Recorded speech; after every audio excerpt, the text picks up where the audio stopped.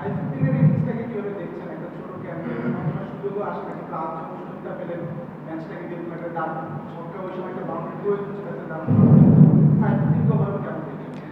আপনি যদি two be honest আমারে কোশ্চেন করেন, কারণ সাইফুদ্দিন অন থাকে, রেগুলার না। তারপরে দেখা যাইতে যে যেদিনকার ব্যাটাররা ভালো করে সেদিনরা টেলরা ব্যাটিং পায় না। তো ইন্টারন্যাশনাল ম্যাচে দেখা যাচ্ছে টেলদের অনেক দিন পরে পরে ব্যাটিং করতে হয়। যদি আমরা উপর থেকে অনেক ক্লাবস করি সেক্ষেত্রে হয়তো বা তাদেরকে আগায় নামতে হয়। তাই আমি বলবো এই জায়গা অনেক দিন পরে সাইফুদ্দিন এসে ইনিংসটা খেলছে আউটস্ট্যান্ডিং, বাট ওই প্রেশার মোমেন্ট ওই দুইটা বাউন্ডারি আমাদের জন্য অনেক ইম্পর্টেন্ট ছিল। অ্যাডজাস্টমেন্টটা কি ছিল লাইনতে বা মাইন্ডসেট আপনি পুরো অ্যাডজাস্টমেন্টটা কি ছিল প্রথম ওভার থেকে পরে? অ্যাডজাস্টমেন্ট আছে গিয়ে দেখেন পাওয়ার প্লেতে দুইটা রাইট হ্যান্ডই আমার জন্য তো একটু চ্যালেঞ্জিং, যেহেতু ওরা রুম করে খেলতেছিল, বাট মানে আমার মাইন্ড নিয়েই খেলতেছিল তারা। বাট যখন পাঁচটা ফিল্ডারের বাইরে থাকে তখন তো একটু ভালো প্ল্যান করা যায়, বাট আমি ওই প্ল্যানটাই ট্রাই করার চেষ্টা করছি যে আমার স্ট্রেংথ যা ছিল আমি ওটার উপরেই গেছি। হ্যাঁ, দিন শেষে ভালো জায়গায় বল করছি, মিডিল ওভারে ভালো বল করাতে ওদের দেখা যাচ্ছে আরও 20-30 রান কম হয়েছে, বাট মিডিল ওভার অনেক ইম্পর্টেন্ট ছিল।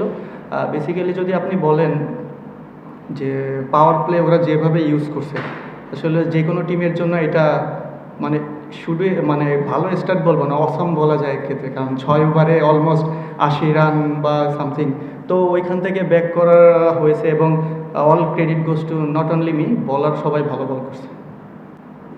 মেবি লাস্ট 5 ওভারে 33 রানের মতো লাগতো, সেখান থেকে এই সিচুয়েশনটা ক্রিয়েট হয়েছিল, মানে আপনি ব্যাটিং আসবেন এটা কি এক্সপেক্ট করেছিলেন, নাকি ভাবছিলেন যে তারাই শেষ করে দিয়ে আসবে?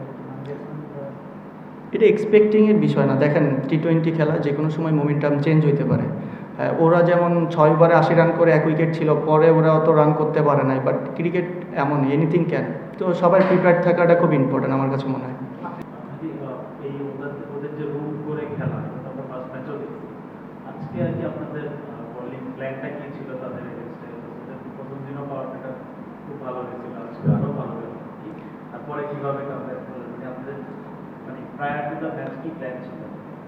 প্ল্যান দেখেন সবাই সবার নিজস্ব প্ল্যান নিয়েই মাঠে আসে।